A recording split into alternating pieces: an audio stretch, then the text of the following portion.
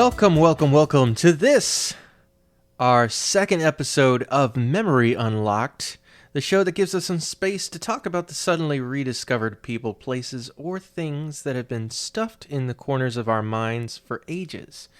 I'm one of your designated podcasters, Mr. Marc Boucher, but I'm not alone today here at Memory Unlocked. Joining me today is my GMG brother and your own Brazilian mountaineer, Mr. Lucas Ham Swisher. Now, the reason Lucas and I have teamed up for this episode is that he actually has a Memory Unlocked experience of his own that just so happens to be closely related to mine, as if they're in the same realm. The realm of Eternia, you might say. And the masters of the universe. I am Adam, Prince of Eternia and defender of the secrets of Castle Grayskull. This is Cringer, my fearless friend. Fabulous secret powers were revealed to me the day I held aloft my magic sword and said, "By the power of Grayskull."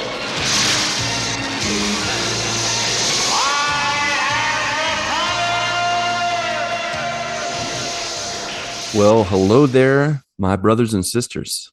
So about a month or two ago, it was during the mission project that I was coordinating in a nearby town here in good old Brazil. And I stumbled upon a really stellar mom and pop gaming store that had opened up in a Brazilian town where I used to live. I was perusing the games, the memorabilia, just looking around at all the cool stuff they have when the guy at the front counter said, "Hey, are you new here?" We had small talk, and he's like, "Have you been upstairs yet?" And I'm like, "No." And he's like, "You should definitely take a few minutes and go upstairs." I'm like, "Okay, cool." So I went upstairs and it was wall to wall nerdy collectibles of all shapes and sizes. It was so cool.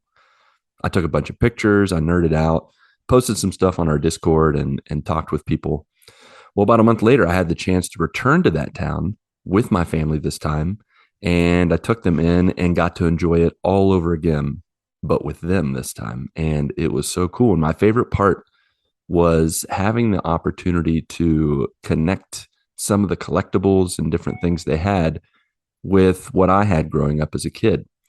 And at one point, one of our kids, I think it was James, pointed out a guy riding a big, huge cat, and then a skull-faced other guy standing near him, or not standing, but riding another cat, a Black Panther, next to him. And I was like, "Oh man, son, that is He-Man and Skeletor and the Masters of the Universe."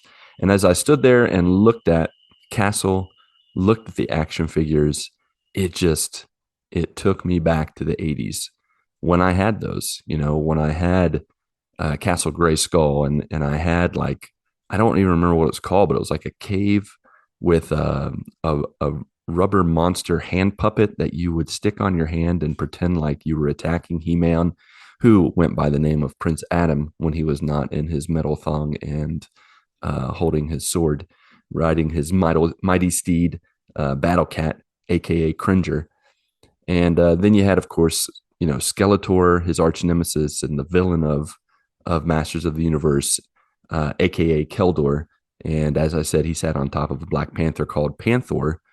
And I just loved playing with those as a kid. Just enjoying the imagination and the imaginary scenarios and battles and things that would come to mind. And on top of that, I loved combining it with my other toys as well.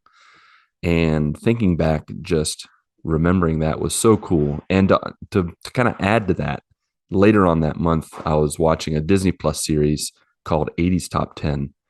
And one of their lists they had, and I think the fourth or fifth episode, was the impactful toys of the 80s. And of course, Masters of the Universe was there, and they showed original footage, kids playing with those toys, and just the nostalgia was overflowing. I had no idea that these toys were actually inspired by Arnold Schwarzenegger and famous bodybuilders of the time. That was so off my radar as a kid. I had no idea there were even famous bodybuilders. And I'm pretty sure that those first action figures, they just they were so epic at the time. Like they put my friends' wimpy mini GI Joe figurines to shame. Of course, though, even though they were way cooler than that, what was even cooler was combining them together, kind of like just Toy Story style, just playing with the toys all together, making up wars and battles and imaginary stories with He-Man, GI Joe, Ninja Turtles, even occasionally raiding his sister's bedroom and getting her Barbies and My Little Ponies to, have hostages. It was hours and hours of fun, pretty much just like a modern day Smash Brothers playtime. So cool. And so those moments, watching that Disney Plus show, going to that nerdy little floor on a mom and pop gaming store was where my memory unlocked. Victor Skeletor, but you won't get away with it. Who will stop me? Not you! How about me, Skeletor? He-Man! I appreciate you, Lucas, for sharing that awesome memory, and I am super jealous that you got to be around all those wonderful toys. Now, how does my Memory Unlocked story tie in? Well, when I was little, I had half-brothers and eventually had stepsisters, but I was the only child of my mother and father, and none of my siblings lived with me. So naturally, I was spoiled quite a bit. So in the basement of my childhood home in New Hampshire, I had a large plastic bin filled completely with toys. Batman, Power Rangers, The Lion King, Voltron, Ninja Turtles, just a smorgasbord of enjoyment for a kid. And in addition to new toys that I would get, I would also receive many of my half-brother Bruce's hand-me-down toys. And one of those toys is the subject of my Memory Unlocked. Now, there was always this one action figure from the hand-me-down bunch that I would frequently play with, but I never knew what movie, show, comic book, or video game it came from. He had this strange blue and yellow body with a grid design helmet that kind of reminded me of like the waffle design, so it always made me hungry. His arms and legs could articulate via connected rubber bands, and I know I stretched them many times. He had this 80s looking figure facial design and a giant radar scanner across his chest.